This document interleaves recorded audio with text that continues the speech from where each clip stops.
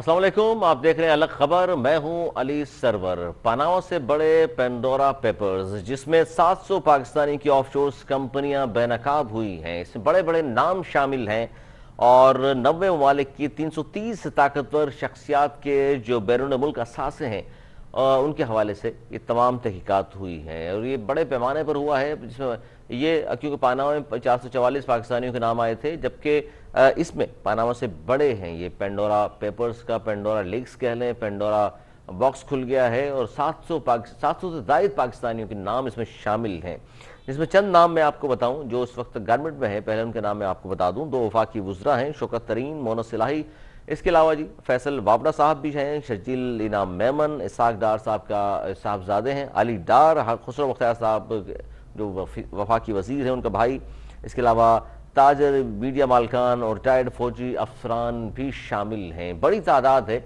अब मसला ये है कि जिस तरह पानामा में नाम जिन लोगों के आए थे और उसके बाद कार्रवाई हमने देखी कि वो ख़ास नहीं हुई थी, सिवाय एक मखसूस जो सियासी जमात थी उसके खिलाफ कार्रवाइयाँ ज़रूर हुई। अब ये देखना है कि इमरान खान साहब चूँकि करप्शन का हवाले से बड़ा दावा करते हैं जी, जब इक़्तिदार में नहीं आए थे तो वो कहा करते थे 100 दिन में करप्शन का मैं खात्मा कर दूंगा, और एहतसाब उन्होंने शुरू किया। गो के सियासी जो दीगर जमातें हैं, बिलखुसूस अपोजिशन जमातें ये कहती हैं कि जी करप्शन के हवाले से कोई खास काम नहीं हुआ। एहतसाब का जो नारा इमरान खान साहब ने लगाया था वो मजाक बन गया है, क्योंकि अपोजिशन के खिलाफ कार्रवाइयाँ ज़रूर होती हैं, लेकिन जब गवर्नमेंट के अपने जो वुज़रा हैं उनका नाम आता है तो फिर कार्रवाइयाँ ठप हो जाती हैं, फिर केसेस आगे नहीं चलते। हालांकि केसेस बड़े बड़े मौजूद हैं, उनके वजीरों पर केसेस मौजूद हैं। और अब ये पनामा से बड़े जो पेंडोरा पेपर्स आए हैं इसमें 700 से ज़ायद पाकिस्तानियों का नाम शामिल है। इस पर बड़ा अहम बयान आया सामने, मैं शेयर करना चाहूँगा सराजुल हक साहब का, अमीर जमात इस्लामी है। उन्होंने कहा जी जिन लोगों के नाम आए हैं जिनका ताल्लुक अगर गवर्नमेंट से है या पोजीशन से है, उन सबको इस्तीफा दे देना चाहिए। और इमरान खान साहब से सभी मुतालबा कर रहे हैं कि जिनके खिलाफ तहकीकात होनी चाहिए। तो आज इमरान खान साहब ने एक बड़ा ऐलान किया, वज़ीर आज़म ने कहा है कि आला सदा का सेल कायम कर दिया है और ये सेल तमाम अफराद से जवाब तलबी करेगा और हकाइक जो है वो कौम के सामने रखे जाएंगे। हमारे साथ टेलीफोन लाइन पर मौजूद हैं मुस्लिम नून के नौजवान रहनुमा है राना एहसान अफजल साहब। बहुत शुक्रिया राना साहब, आपने टाइम दिया। राना साहब क्या कहेंगे इस पर आपके ये पनामा से बड़े जो पेंडोरा पेपर्स आए हैं, अब ये तो ब्लेम गेम शुरू हो जाएगी, जब तक तहकीकात ना हो तो पता नहीं चलेगा कि जनाब पेंडोरा पेपर्स में जिनके नाम आए हैं उनकी जो ऑफशोर कंपनीज हैं इसमें पैसा कहाँ से गया है और कहाँ कहाँ इस्तेमाल हुआ है या कहाँ से ये पैसे निकले थे, किस तरह पाकिस्तान से बाहर गए हैं पेपर पैसे। इस पर आप क्या कहेंगे, क्योंकि जाहिर है एक झूठी खबर भी चली थी मरीम नवाज साहिबा के साहबजादे के हवाले से, और उन्होंने जिस चैनल ने सबसे पहले ये खबर चलाई थी और उस पर उन्होंने जवाब तलबी भी की है, वो कह रहे हैं कि जनाब उन्हें माफ़ी कम अज़ कम मांगनी चाहिए। अच्छा, इसमें जो बड़े बड़े लोगों के नाम हैं इसमें राना साहब, शौकत तरीन साहब हैं, मोहम्मद सिलाई हैं, फैसल वाबड़ा साहब हैं, खुसरो बख्तियार हैं और डार साहब के साहबजादे का नाम भी है। क्या कहेंगे इस पर आप? देखिए, सबसे पहले तो मैं समझता हूं कि मैं क्या कहूं या मेरी पार्टी क्या कहे। जब जुनेद सफदर का नाम आया तो फवाद चौधरी ने क्या कहा कि इनका खा खा के पेट नहीं भरता, ये इतने करप्ट हैं कि इनका अभी तक जो है वो पेट नहीं भरा, ये रुकते नहीं। शहबाज गिल साहब ने क्या कहा? शहबाज गिल साहब ने कहा कि हर चोरी में इनका नाम आता है। तो मैं समझता हूं ये जो अलकाब इन दोनों जो ये फर्द थे जो इन्होंने बोले नेशनल टीवी पे, वही अलकाब जो है वो शौकत तरीन पे भी लागू होते, वो मोने सलाई पे भी लागू होते हैं, फैसल बाडा पे भी लागू होते हैं, खुसरो बख्तियार पे भी लागू होते हैं, अलीम खान पे भी लागू होते हैं, क्योंकि उन सब के नाम आए। तो ये तो हुकूमत की अपनी कही हुई बातें। तो हुकूमत से पूछा जाए कि ये आप जो जुनेद सफदर के ऊपर आपने जो ड्रामा रचाया, उससे उस पे मैं जरा थोड़ा और कमेंट करूंगा, लेकिन जो उन्होंने जो बातें की जुनेद सफदर के लिए, फिर ये अपने वज़रा के लिए वही बातें करें टीवी पे, तो फिर मैं इनको मानूंगा कि ये जो जो ये फेक न्यूज चलाने की कोशिश करते हैं, ये वाकई जो है ये सच्चे हैं, बोले वही चीजें जुनेद सफदर के बारे में जो बोली इनके बारे में भी बोले। दूसरी चीज देखिए, जब इन्होंने जुनेद सफदर का जो है उसको मलाइन किया या उस पर इतने एक्साइटेड हुए, तो जितने वो चैनल्स थे, जो लफाफा चैनल जिनको मैं समझूंगा या जो फेक न्यूज फैलाते थे, वो बजाहिर एक्सपोज हो गए। अच्छा, अब आगे चलें कि इसका पनामा, पहले इससे पहले पनामा आया। पनामा में आपको याद होगा कि नवाज शरीफ का नाम नहीं था, लेकिन और उसके साथ साथ 400 और लोगों का नाम था। लेकिन क्योंकि एक प्लानिंग की गई थी कि हमने इनको टारगेट करना है, तो पनामा से एकामा निकला और जिस बंदे का नाम नहीं था उसको वजारत उज़्मा जो है वो छोड़नी पड़ी। तो वहां जब इसका ड्रामा बनाना था अच्छा, तो आप ये कह मुल्क रहे हैं का ड्रामा। अच्छा, मैं एक चाहता हूँ राणा साहब तवक्कुफ कीजिएगा। अदील अहमद पीटीआई के मेंबर सिंध असम्बली भी हैं और नौजवान रहनुमा आपकी तरह वो भी ज्वाइन कर चुके हैं, ताकि वो सुन लें गुफ्तगू जो हो रही है। राना अफजल साहब, अदील साहब, बहुत शुक्रिया वक्त दिया आपने। पनामा से बड़े जो पेंडोरा पेपर्स हैं इस पर गुफ्तगू हो रही है और बात ये कर रहे हैं राना साहब मुस्लिम नून से ताल्लुक है, मेंबर हैं पंजाब असम्बली के। कह रहे हैं कि जी इनके खिलाफ असल मसला तो ये है कि जिस तरह झूठी खबरें एकदम चलाई गई, खासतौर पर अली डार के हवाले से, इसाक डार पर तो खैर उनके बेटे पर एक इल्ज़ाम है, वो भी जाहिर सामने आएंगे और बताएंगे कि ये इल्ज़ाम है या वाकई हकीकत है कितनी। जुनैद सफदर के हवाले से खबर जो चलाई गई उस पर वो कह रहे हैं कि जी इस तरह नहीं होना चाहिए था। फेक न्यूज़ के एक तरफ तो मीडिया को आप मलाइन करते हैं और दूसरी तरफ ये खबर झूठी खबर थी जिसको एक चैनल ने चलाया और आप सब ने जनाब इस पर बयान देने शुरू कर दिए। बिस्मिल्लाहिर्रहमानिर्रहीम, बहुत शुक्रिया, आपने अपने प्रोग्राम में मौका दिया। देखें, सबसे पहले तो मैं ये जिसको झूठी खबर और इस पे जो बात हो रही है उसका मैं जवाब दे दूं। देखें, कुछ दिन पहले हुकूमत ने, पाकिस्तान तहरीक इंसाफ की हुकूमत ने एक मीडिया रेगुलेटरी के हवाले से एक बिल लाने का कहा कि जिसमें फेक न्यूज़ और इस चीज़ को जो है वो कंट्रोल किया जा सके। उसके हवाले से जो है वो एक कानून साजी करना चाहा हुकूमत ने। तो यही पाकिस्तान मुस्लिम लीग नून के लोग थे, यही अपोजिशन के लोग थे जिन्होंने उस बिल की मुखालफत की और इन्होंने कहा कि कोई फेक न्यूज़ नहीं है पाकिस्तान में। तो आज मैं ये देखकर मुझे बड़ी खुशी हुई कि फेक न्यूज़ के खिलाफ ये खुद भी उसी तरह मैदान अमल में आ गए, जिस तरह कुछ दिन पहले हुकूमत जो है वो चाह रही थी कि इसको कंट्रोल किया जाए। तो मेरे ख्याल से अब ये लगे हाथों जो है वो उस बिल की हिमायत कर दें और इस तरह के कोई कानून साजी लेकर आ जाए। नहीं देखिए दिल, वो तो बिल पे सर एक अलग बहस हो जाएगी क्योंकि मीडिया भी इस पे ज़ाहिर मुखालफत कर रहा है। अच्छा, पनामा से जो ये पेंडोरा पेपर्स है इसमें जिन बड़े बड़े लोगों के नाम आए हैं, हम तो चाहते हैं ना कि फेक न्यूज़ को काउंटर किया जाए और इसको रोका जाए ताकि इससे जो है लोगों अच्छा चलिए फेक न्यूज़ पे भी आते हैं, फेक पे भी आते हैं। अच्छा, बड़े बड़े जो नाम है आपकी पार्टी में, अच्छा इस पे कमेंट ले लूंगा राणा साहब से। अच्छा, ये बड़े बड़े जो नाम आए, अलीम खान साहब हैं, शौकत तरीन हैं, मोहन सिलाई हैं, फैसल वावडा हैं, खुसरो मुख्तार हैं और बहुत सारे लोगों के नाम हैं इसमें। इस पर आप नहीं समझते कि अखलाकियात का तकाजा ये था कि जिन जिन के नाम आ गए हैं इनसे इस्तीफे तलब कर लिए जाए और तहकीकात हो जाए, इसमें अगर ये क्लियर हो जाते हैं तो फिर वापस अपने ओहदों पर आ जाए? देखिए, अखलाकियात का तकाजा तो पाकिस्तान तहरीक इंसाफ ने पहले भी पूरा किया है और इस दफ़ा ये पेंडोरा पेपर्स की इन्वेस्टिगेशन में भी इंशाल्लाह पूरा करेंगे।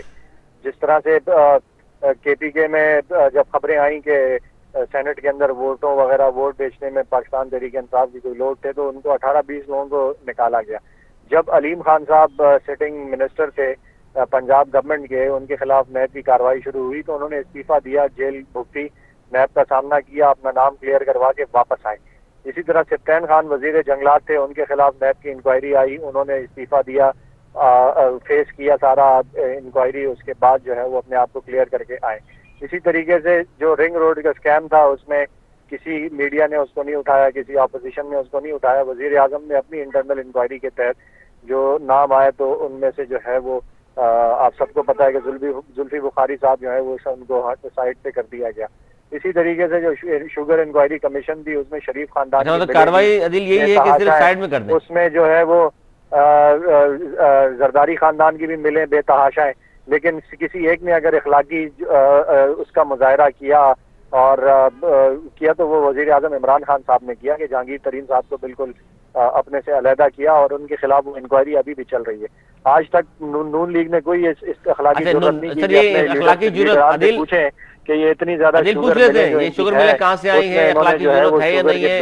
राणा साहब जवाब दीजिएगा जरा इसका। पीपल्स पार्टी ने कोई अखलाकी जुर्रत का मुजाहरा नहीं किया कि वो अपने आसिफ जरदारी साहब से पूछें कि आपकी इतनी ज्यादा मिले हैं और ओमनी ग्रुप की इतनी ज्यादा मिले हैं, इस पे कोई जवाब दे दें। अब जो है जिस तरह से ये पेंडोरा पेपर्स आए तो पहले आप देखें कि पनामा पेपर्स में जब नवाज शरीफ से इस्तीफे का मुतालबा किया तो उन्होंने बड़ी ठिठाई से आके असेंबली में खड़े होकर कहा कि मेरी प्रॉपर्टीज है तो तुम्हें क्या, तुम कौन होते हो पूछने वाले, ठीक है। तो उसके बाद उनके खिलाफ एक पूरी कैंपेन चली, उन्होंने खुद इस्तीफा नहीं दिया, उनके खिलाफ अदालती कार्रवाई हुई, अनिल, वो अदालत तो से फिर नाराज हुए, तब इस्तीफा जाके वो जिन अपने लोगों ने इख्तियार उससे से अलहदा तलब हुए। किया है वो तो मियां साहब आजकल बता रहे हैं किस तरह। मैं चाहता हूँ छोटा सा इसका जवाब राणा साहब आप दे दें, और मैं शामिल करूंगा बैरिस्टर अली ताहिर को, माहिर कानून है मारूफ पाकिस्तान के और सभी ने जानते हैं। बहुत शुक्रिया अली ताहिर साहब, आपने ज्वाइन किया जी। पहले जवाब दे दीजिए राणा साहब, आप अदील ने जो और उसके तय कर दिया कि उसमें से ये जो अदील साहब फरमा रहे हैं, मेरी इन्होंने सवाल का जवाब नहीं दिया कि जब जुनेद सफदर का इन्होंने जब फेक न्यूज फैलाई तो इन्होंने कहा कि ये हर दफा चोरी में इनकी चोरी सामने आ जाती है, और फवाद चौधरी ने कहा कि ये कितना खाएंगे, ये खा खा के थके नहीं। तो ये सबसे पहले जो अलकाब इन्होंने जुनेद सफदर को दिए पंडोरा की फेक न्यूज के अंदर, ये अलकाब देना शौकत तरीन को, चौधरी मोनेसलाई को, फैसल वाडा के बारे में कहे कि ये चोरी करते थके नहीं, उनके खुसरो बख्तियार के बारे में ये कहे कि इनका पेट भरता नहीं। पहले तो मैं ये कह रहा हूं कि जो बातें इन्होंने जुनेद सफदर के लिए कही, जब वो उनका अपने नाम आया, गुजरा वो के सब लिए लोगों वही जबान इस्तेमाल करें, आप ये कहना चाह रहे हैं? जी, जो इन्होंने हमारे लिए की, जब पंडोरा में जुनेद सफदर की इन्होंने फेक न्यूज फैलाई, दूसरी फेक न्यूज के ऊपर मुस्लिम लीग नून ये नहीं कहती कि आप बिल पास ना बनाएं, आप बिल लेके आए, लेकिन आप स्टेक होल्डर्स की मुशावरत को शामिल करें, आप एक बुलडोज ना करें। हमने अच्छा, बिल लेकर आए, ऑर्डिनेंस के जरिए नाफिज ना करें, ये बात दुरुस्त है आपकी? ऑर्डिनेंस के नंबर एक, और आप स्टेक होल्डर्स को इसके अंदर शामिल गुफ्तगू करें, उनकी राय लें, और आप उनके मुशावरत के साथ बिल लेके आए, जो आपने नहीं किया और नहीं कर रहे। अच्छा, दूसरी चीज इन्होंने कहा कि जी वो पनामा के अंदर तो 408 लोग थे, उनका क्या बना 3 सालों के अंदर, बल्कि चौथा साल अब इनका चल रहा है, तो उनको तब तो कोई तफ्तीश नहीं की गई। किसी आपने एसेट रिकवरी यूनिट बनाया था, कितनों को आपने पूछा, खोला फोला? ये सिर्फ एक सियासी पनामा जो था एक पाकिस्तान अच्छा, के सियासी था ये तो। अच्छा, इसमें राणा साहब तवक्कुफ कीजिएगा, बैरिस्टर अली ताहिर साहब को भी शामिल करूंगा और पूछेंगे कि जनाब कानून इस हवाले से क्या कहता है अली ताहिर साहब, खासतौर पर जब इस तरह के मामला सामने आते हैं कि पनामा और अब पेंडोरा पेपर्स आ गए हैं, बड़े बड़े लोगों के उसमें नाम शामिल हैं जिनकी ऑफशोर कंपनीज हैं। जी अली ताहिर। बिस्मिल्लाहिर्रहमानिर्रहीम। अली सरवर साहब, सबसे पहले तो बहुत शुक्रिया, आपने मदऊ किया। देखिए, इसके अंदर बड़ा, मैं कल भी देख रहा था, बड़े एक्सपर्ट्स बात कर रहे थे, लेकिन चूंकि हमारी एक लेमैन ऑडियंस है तो बिल्कुल एक आसान तरीके से इसको मैं बात को समझाने की कोशिश करता हूँ। देखिए, हुआ क्या है, हुआ ये है कि ऑफशोर कंपनी का मकसद ये है कि एक बच्चा, आप समझ लें 13-14 साल का है, और उसने किसी और घर में, किसी और कमरे में जाके कोई चीज छुपाई है। अब अगर तो वो चीज जो उसने छुपाई है वो गोल्ड लीफ की सिगरेट है तो जाहिर है उसे सजा मिलनी चाहिए, और अगर जो चीज उसने छुपाई है वो उसके फिजिक्स के नोट्स हैं तो उससे सवाल पूछना चाहिए कि बेटा इस अपने कमरे में रखने के बजाय कहीं और जाके छुपा के रखा क्यों। सवाल सिर्फ इतना सा है कि ये बेसिकली ऑफशोर कंपनी होती क्या है, ये बेसिकली एक ऐसी जुरिस्डिक्शन के अंदर जहां पे टैक्स का रेट या बिल्कुल कम होता है या ना होने के बराबर होता है, यहाँ पे अपने पैसों को रखा जाता है। और 2 रीजन इसके बेसिक होते हैं किसी भी कंपनी के या किसी भी इंडिविजुअल के कि वो ऑफशोर में लेके जाए।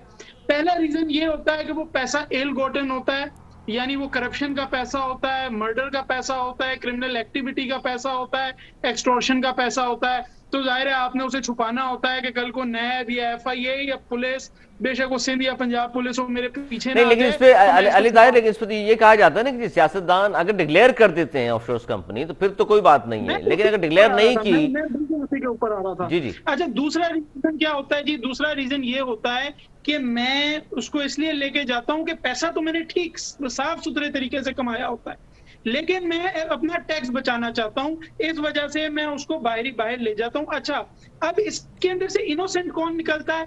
अली सरवर साहब, इसके अंदर इनोसेंट वो निकलता है जिसने उस पैसे को बाहर लेके जाने से पहले डिक्लेयर किया हुआ होता है। तो सवाल सिर्फ ये है कि जिस बंदे का जो पैसा वहां निकल रहा है, क्या उसने फॉर वट एवर रीजन अपनी चीज बाहर छुपाई? क्या हमारी रियासती अदारों को उसने बताया कि ये चीज मैं बाहर लेके जा रहा हूँ? क्या वो बैंकिंग चैनल के जरिए लेके गया, या फिर जैसे ICIG की जो आज इन्वेस्टिगेशन आई है और मैंने वो पढ़ी है, वो साफ नजर आ रहा है कि लंदन में बहुत से इंस्टीट्यूशन से ताल्लुक रखने वाले लोगों ने फ्लैट्स लिए, बहुत से लोगों ने प्रॉपर्टीज ली, मिलियंस ऑफ पाउंड्स की प्रॉपर्टीज ली। और खास तौर पे अगर आप देखें कि मोनेसिलाई वाली जो ट्रांजैक्शन हुई तो वो तो साफ पता लग रहा है कि वो पैसा जो है वो लॉन्डर होके बाहर गया है। ये तो अली ताहिर, जी जी बिल्कुल अली ताहिर, ये तवक्कुफ कीजिए, मैं चाहता हूं कि अली अदील से ये बात पूछें कि जनाब जिस तरह मोहम्मद सिलाई साहब के हवाले से अभी से खबरें आना शुरू हो गई हैं, इसी तरह बहुत सारे रिटायर्ड फौजी अफसरान भी हैं जिनकी वहां कंपनीज ऑफशोर, तो गवर्नमेंट ने सेल तो बना दिया है। तो अदील क्या उम्मीद रखे ये अवाम आपसे कौम की जनाब इंसाफ होगा और वाकई तहकीकात तो यकीनन शफाफ होंगी? देखें, अली ताहिर साहब ने बहुत ही मुफस्सल अंदाज में, बड़े खूबसूरत अंदाज में जो है वो इसको बयान कर दिया है। इसमें ऑफशोर कंपनी में अगर वो इलेक्शन कमीशन में डिक्लेयर्ड है, अगर वो उसमें एफबीआर के अंदर डिक्लेयर्ड है, यहाँ से बाहर जो पैसा गया है वो बैंकिंग चैनल्स के जरिए टैक्स अदा करके गया है, तो फिर तो उसमें कोई मुज़ायका नहीं है।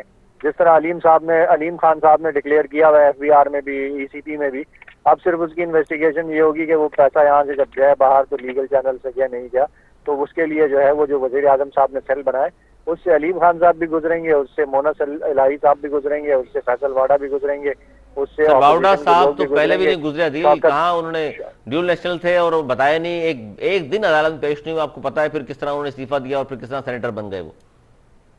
देखें, वो अदालत में जो उनका केस चल रहा है वो अभी भी चल रहा है मेरे ख्याल से, और वो अदालत जो है उनका फैसला करे तो वो उसमें पाकिस्तान तहरीक इंसाफ को कोई इसमें नहीं है। मैं ये समझता हूँ कि ये जो पेंडोरा तहरीक इंसाफ को कुछ नहीं है तो सर इस्तीफा कौमी असम्बली की सीट से देके फौरी सेनेटर बना दिया गया, इसकी क्या वजूहत? इसकी वजह ये नहीं थी कि आपको पता था कि इसके खिलाफ फैसला आ सकता है? नहीं, उसमें उनके मुताबिक जो उन्होंने केस, जो उनके वकील वगैरह जो थे जिन्होंने पार्टी को बताया, उनके मुताबिक उन्हें कोई खतरा नहीं था। उसकी वजह ये थी कि उन्होंने जो डुअल नेशनैलिटी थी वो उन्होंने गिव अप कर दी थी। अब सिर्फ सवाल ये था कि वो उनकी तारीखों का मसला था कि उन्होंने इलेक्शन से पहले उन्होंने डुअल नेशनैलिटी गिव अप कर दी थी। उसमें कोई टैक्स चोरी, कोई लॉन्ड्रिंग का, कोई इस तरह का कोई इशू नहीं था। उन्होंने समझा कि अपने इलाके के लोगों की खिदमत करने के बजाय मैं साइड में टेक्निकल वजह से केस चल रहा था और उन्होंने कहा कि वो सेफ हैं, वो डिस्क्वालीफाई नहीं होंगे। तो उसमें मेरे ख्याल से जब तक अदालत का फैसला नहीं आता तो वो केस ही एक डिफरेंट चीज नौयत का है। अभी जो बात हो रही है पेंडोरा पेपर्स में, ये बात हो रही है मनी लॉन्ड्रिंग की, ये बात हो रही है टैक्स इवेजन की, ये बात हो रही है इल गॉटन वेल्थ की।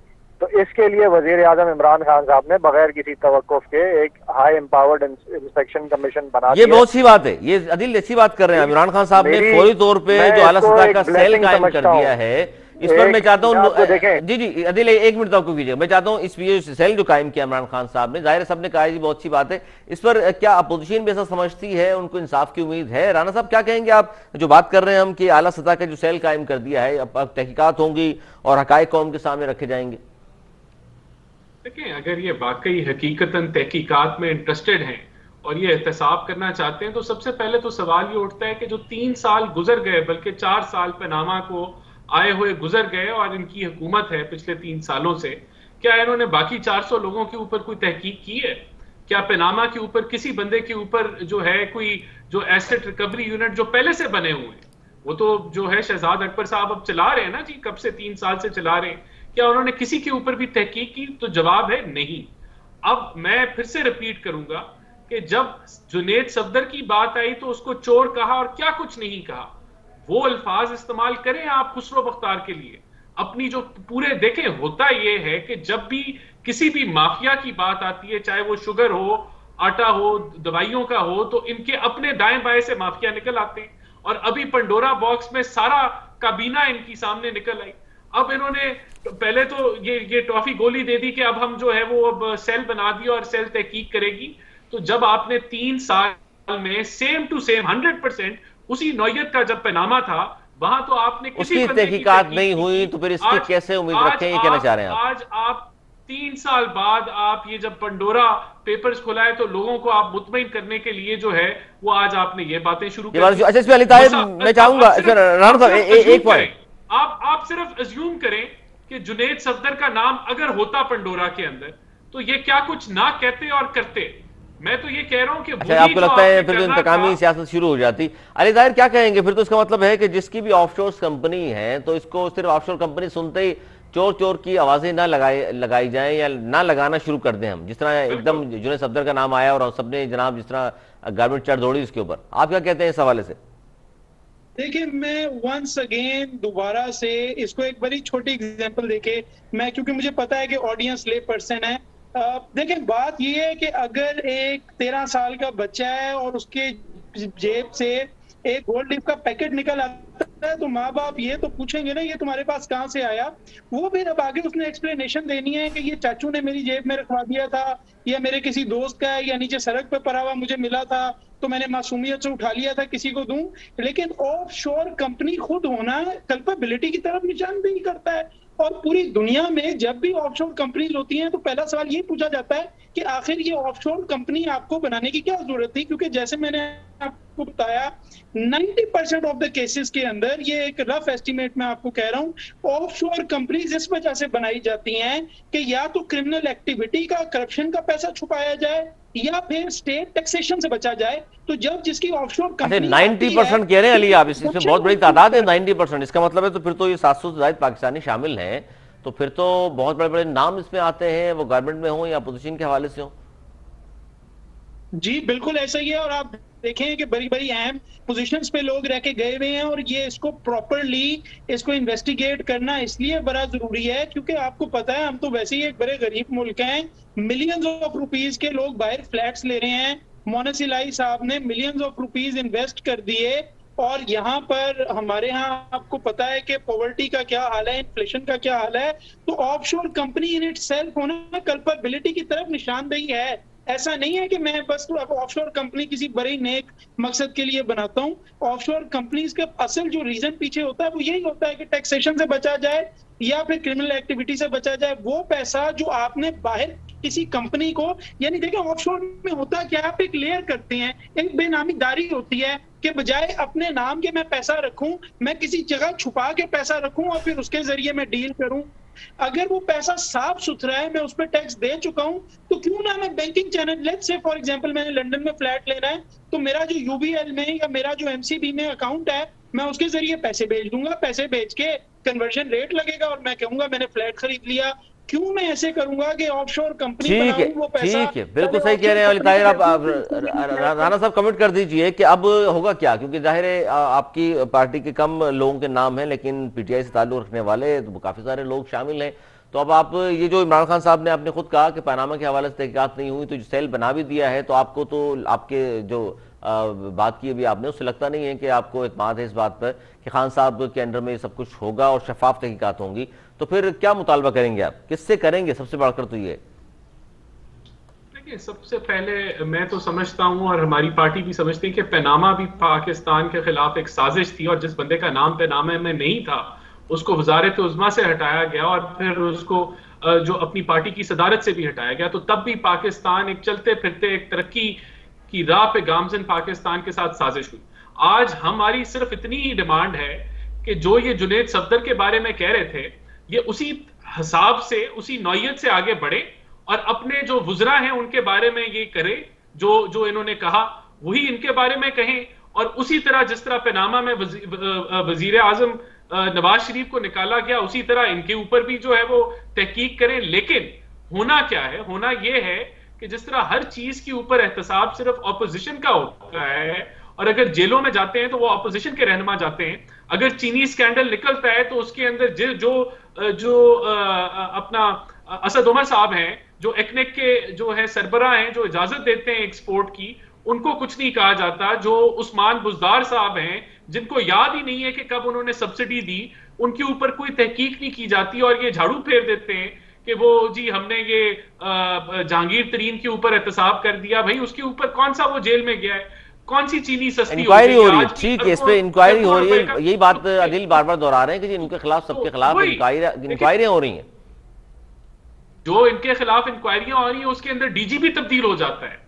इनकी जब मुशावरत, जब वो प्रेशर बनाते हैं उनकी फरमाइश पे, उनकी फरमाइश पे वो भी चेंज हो जाते हैं। तो ये देखें, ये अवाम इतनी बेवकूफ नहीं है कि ये कहें जी जो के अगर जो है वजारतें आपने चेंज कर दी, एक वजारत से दूसरी वजारत एक आदमी को दे दी, तो बड़ा आपने कारनामा एहतसाब कर लिया।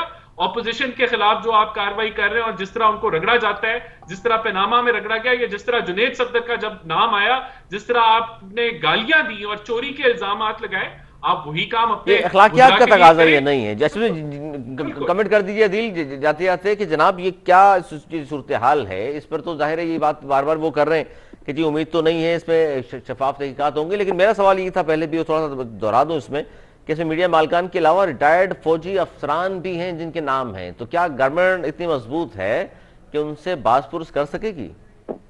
देखिए, मुझे बड़ी जो है वो अजीब सी बात लग रही है कि बार बार जुनैद सफदर साहब का नाम लेकर उससे बड़ी परेशानी और बड़ा जो है वावेला मचाया जा रहा है। उसकी मुझे एक मिसाल एक याद आती है कि एक बंदा है, वो 12 रोटियां खा जाता है, तो उसको जब एक सामने वाला उसका दोस्त कहता है कि तुमने 12 रोटियां खा ली, तो वो आगे से गले पड़ जाता है कि मैंने 12 किधर खाई है, तुम झूठ बोल रहे हो, तुम मकार हो, तुम झूठे हो, मैंने सिर्फ 10 रोटियां खाई हैं। तो ये इनके अच्छा। ऑफशोर कंपनीज में नवाज शरीफ का नाम आ जाए, इनमें उनका अली डार का नाम आ जाए, उसमें जो है वो इसहाक डार का नाम आ जाए, पूरे खानदान टब्बर का नाम आ जाए, वो टीटीओ के केस शहबाज शरीफ भुगत रहे हो, हमजा शहबाज करप्शन में इन्वॉल्व हो, अच्छा मरियम नवाज अदालत से सजा याफ्ता मुजरिम ठहरी हो, उसके बावजूद जुनैद सफदर का नाम नहीं है, तो उस पर जो है इतना वावेला मचाया जा रहा है। यानी पूरा टब्बर, पूरा खानदान सर्टिफाइड चोर और चोरियों में और डकैतियों में मुलविस हो। अरे ये छोटा सा ब्रेक ले लो। आदिल अहमद आपका, राना एहसान साहब आपका भी बहुत शुक्रिया, क्योंकि अब जितना आदिल ने गुफ्तगू की है इसका राना साहब यकीनन जवाब देना चाहेंगे, लेकिन जाहिर है छोटा सा मुझे ब्रेक लेना है। ब्रेक के बाद एक बहुत अहम स्टोरी है जिसकी तरफ मुझे जाना है। यहाँ छोटा सा ब्रेक ले लें, ब्रेक के बाद एक बहुत अहम स्टोरी है उस पर बात करेंगे, लेकिन इस ब्रेक के बाद कहीं मत जाइएगा, देखते रहिए अलग खबर।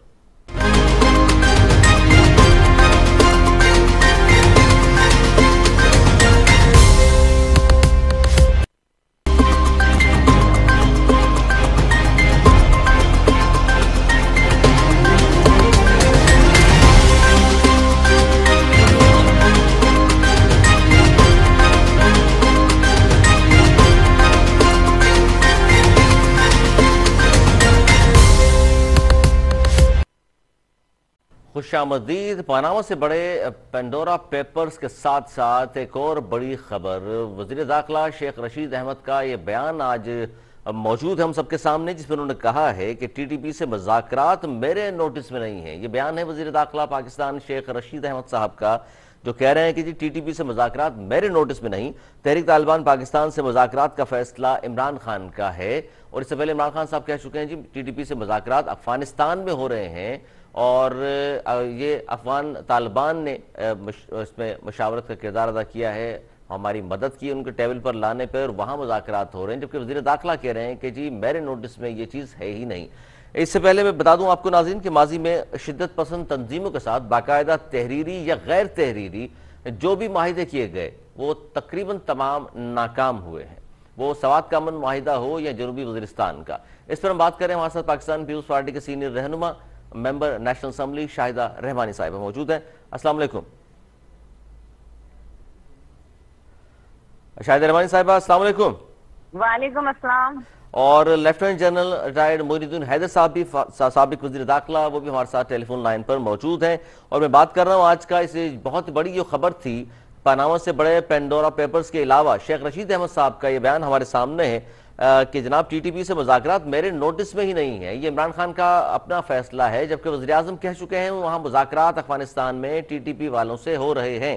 सबसे पहले शाहिदा रहमानी साहिबा आप बता दीजिए क्या कहेंगे इस पर आप, क्योंकि बिलावल भुट्टो ज़रदारी साहब ने तो मुस्तरद किया था इन चीज़ों को, अब क्या किस तरह देख रही हैं जब वज़ीर दाखिला का ये बयान आ रहा है कि जी मेरे तो नोटिस में नहीं है, लेकिन इमरान खान का अपना फैसला है ये मुज़ाकरात करना? बहुत शुक्रिया। देखिए, सबसे पहली बात तो ये कि ये हुकूमत कैसे चल रही है और इंतहाई तशवीशनाक मैं समझती हूँ कि ये बयान है कि वजीर दाखिला को एक चीज का पता नहीं है, वजीर खारजा को, कैबिनेट को, पार्लियामेंट को, सबको जो है वो बालाए ताक रखकर अगर प्राइम मिनिस्टर, जो सिलेक्टेड प्राइम मिनिस्टर इस तरह के स्टेटमेंट देते हैं तो ये मैं मुल्क की सलामती के लिए बड़ा ही मैं समझती हूँ कि ये तशवीशनाक है ये खबर। और आपने देखा कि एक हफ्ते पहले जब अफगानिस्तान के खित्ते में सूरत हाल बदल रही थी तो जब बजट सेशन था उस वक्त चेयरमैन बिलावल भुट्टो जरदारी साहब ने कहा कि पार्लियामेंट में इस पर बहस होनी चाहिए, क्योंकि देखिए माजी में जो कुछ तालिबानाइजेशन के तहत, अभी आपने अपने इंट्रो में भी कहा कि तमाम तर मुज़ाकरात जो है नाकाम हुए हैं, हमने अपनी अजीम लीडर शहीद मोहतरमा बेनजीर भुट्टो साहिबा, जिन्होंने कहा था कि मैं पाकिस्तान का परचम सवात में लहराऊंगी, और आपने देखा कि उनको जो है शहीद कर दिया गया। और 70,000 से ज्यादा हमारे पाकिस्तान के सिविलियन लॉ एनफोर्सेस के नौजवानों ने और APS के जो बच्चों की शहादत हुई, जिसके नतीजे में इस मुल्क में अमन हुआ, और एक कामयाब ऑपरेशन के तहत जो है हमने तालिबानाइजेशन का कलाकमा किया, और तमाम पार्लियामेंट ने मुत्तफिक होकर इस पर फैसला किया कि इनके खिलाफ ऑपरेशन किया जाए, और जो बहुत हद तक कामयाब रहा, जिसमें हमारे जो लॉ एनफोर्सेस के इदारे हैं वो मुबारकबाद के मुस्तहिक हैं। उनके हजारों जवानों ने अपनी जानें कुर्बान की। बिल्कुल सही कह रही हैं आप, हजारों शहादतें हैं, बच्चों के अलावा बड़ों की भी, सिक्योरिटी फोर्सेस की शहादतें हैं। मोइनुद्दीन हैदर साहब क्या कहेंगे, कलअदम TTP के लिए ये NRO, इसको NRO नहीं समझते आप कि NRO दिया जा रहा है अगर मुज़ाकरात हो रहे हैं तो? अगर दुनिया की इस पर नजर डाली जाए, जहाँ जहाँ पर टेररिज्म था, जहाँ जहाँ पर सोर्सेस थी, तो बहुत जगह पर डायलॉग हुआ है, और डायलॉग के नतीजे में कोई बेहतरी भी आई है। आपको पता है जर्मनी और फ्रांस, यूरोप में 400 साल तक वो एक दूसरे जंगे करते रहे, लेकिन फिर एल्से पैलेस में आज से 50-55 साल पहले माहिदा हुआ और वहाँ अमन कायम हुआ और उन्होंने आपस में जंगे बंद कर दी। इसके अलावा आपको याद है कि अगर आपको याद हो, नॉर्दर्न आयरलैंड के अंदर कितना सख्त सोर्स थी, बगावत थी, और लेकिन टोनी ब्लेयर ने हुकूमत संभालते ही पहले दिन से उससे मुज़ाकरात किए, और उन्होंने भी बहुत नुकसान पहुंचाया था ब्रिटेन के स्टेट को, रियासत को, लेकिन उनके साथ एक माहिदा तय पा गया बिलाखिर। अब जो तहरीक तालिबान की पाकिस्तान के ये लोग हैं, जिनको सवात ऑपरेशन जो हुआ था नॉर्थ वजीरिस्तान में, तो ये लोग भागकर अफगानिस्तान चले गए।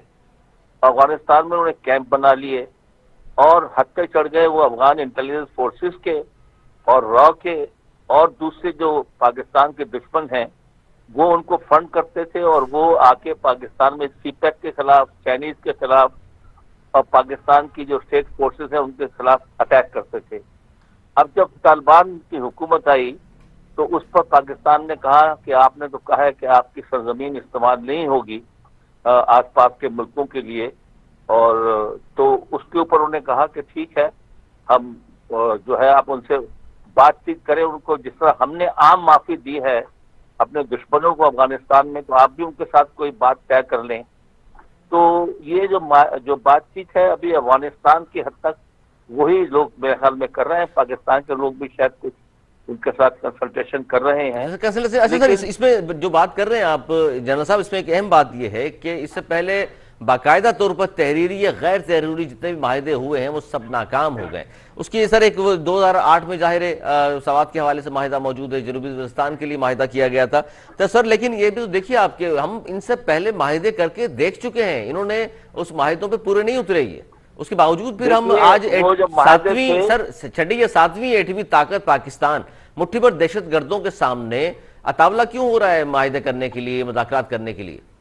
देखिए बात यह है कि हालात अफगानिस्तान में तब्दील हो गए हैं, वहां पर अमरीकनों की और उनकी जो हुकूमत थी अशरफ गनी की वो नहीं रही है, और ये जो इनको तमाम बाहर के लोग सपोर्ट करते थे पैसे से और इनको शय देते थे, वो उनकी सपोर्ट खत्म हो गई है। अभी पहले की तरह सपोर्ट नहीं रही। तालिबान अब तो पाकिस्तान और बेहतर पोजीशन में है सर, माहिदा नहीं होना चाहिए था। पड़े हैं और गालबन वो खुद भी चाह रहे हैं कि कोई तरीका ऐसा निकल आए कि वो पाकिस्तान में आकर कोई जो है वो माहिदा करके। लेकिन देखिए बात यह है, अगर माहिदा तहरीरी होता है और कुछ वो जाहिर है पार्लियामेंट में भी आएगा और मुल्क के सब लोगों के सामने भी रखा जाएगा, तो जहां तक ताल्लुक है फोर्स इस्तेमाल करने का, कि जब माहिदा तोड़ते हैं वो, तो वो हमारे पास तो ऑप्शन से फोर्स इस्तेमाल करने का मौजूद है।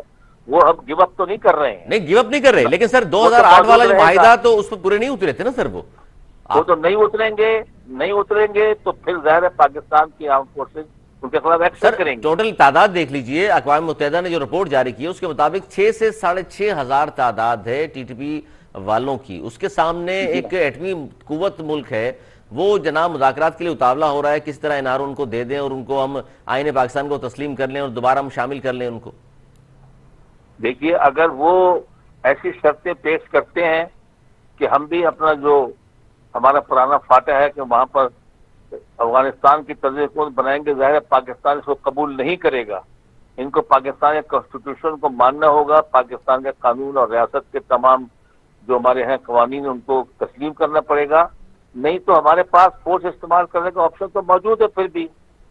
तो अगर बगैर खून खराबे कोई मसला हल होता है तो ठीक है, वरना वो तो ऑप्शन हमेशा मौजूद रहेगा। सर देखिए, ये तो शाहिदा रहमानी साहब है, क्योंकि देखिए वो अगर मुज़ाकरात कर भी रहे हैं तो उनकी सबसे बड़ी शर्त तो यही है कि जनाब तालिबान तर्ज की वो पाकिस्तान में भी हुकूमत चाहते हैं, वो शरीयत के मुताबिक वो कहते हैं शरीयत वाली गवर्नमेंट यहाँ होनी चाहिए, इसीलिए तो पहले माहिदा भी नाकाम हो गया था। और अब भी जो बातचीत हो रही है शाहिदा रहमानी साहब, जिस तरह मोइनुद्दीन हैदर साहब फरमा रहे हैं कि जी बाद में वो माहिदा पार्लियामेंट में आ जाएगा, आप भी समझते हैं कि बाद में लाने से पहले एतमाद में लेना चाहिए था? जी देखिए जी, सबसे पहली बात तो ये कि पाकिस्तान एक जमहूरी मुल्क है और यहाँ हुकूमत जो है फर्द वाहिद, ये कोई बादशाहत नहीं है कि वो फर्द वाहिद जो है वो फैसला करे, कोई आमिर डिक्टेटर नहीं है जो फर्द वाहिद फैसला कर ले कि जिसकी कैबिनेट को भी नहीं पता। और फिर जालिमों के साथ तो मुज़ाकरात को अल्लाह ताला ने भी मना किया है कि जो जालिम है, जाबिर हैं और जिन्होंने अपने जुल्म और जबर के साथ जिस तरीके से माजी में भी वादाशिकनी भी की, बच्चों को तमाम तर बच्चों को इस तरह शहीद किया गया, बिल्कुल ठीक है। और हदीस नबी भी है कि जिस बिल से एक दफा डसा जाए मोमिन वो नहीं कि उससे दोबारा डसा जा सकता। बिल्कुल ठीक, बिल्कुल ठीक। अब यही वो वजूहात हैं कि पाकिस्तान जो है आलमी सतह पर तनहा होता चला जा रहा है। आप ये देखें कि अमेरिकन कांग्रेस में 22 सेनेटर्स ने जो बिल जमा कराया, अगर वो मंजूर हो जाता तो पाकिस्तान कहाँ खड़ा होगा? पाबंदी हो जाएंगी मजीद। तो ये फर्द वाहिद के फैसले नहीं होते। पार्लियामेंट में अगर ये जरा भी मुखलिफ होते तो आपने देखा कि 2008 से में जो पाकिस्तान पीपल्स पार्टी की हुकूमत थी और जब ये फैसला हुआ कि सवात ऑपरेशन होगा तो तमाम पार्लियामेंट ने मुत्तफिका तौर पे फैसला किया और फिर वो आपने देखा कि उसमें इन हाउस जो है वो ब्रीफिंग दी गई कि तालिबान क्या करें, उनके खिलाफ कैसे ऑपरेशन होना चाहिए। और जब यमन का वाकया हुआ तो हमने पार्लियामेंट के अंदर ही यही पीटीआई थी जिन्होंने कहा था कि पार्लियामेंट में लेकर आया जाए, और जब पार्लियामेंट में बहस हुई तो हुकूमत ने अपने फैसले को वापस लिया और हमने कहा कि हम किसी और मुल्क के इंटरनल मामलात में इंटरफेयर नहीं करते, लेकिन करेंगे। आपने ये देखा कि आज फिर वो तमाम चीजें फर्द वाहिद कर रहे हैं। पार्लियामेंट ही वो जगह है जहां बहस होनी चाहिए कि हमें मुज़ाकरात करने हैं नहीं करने, बाहमी इत्तिफाक से।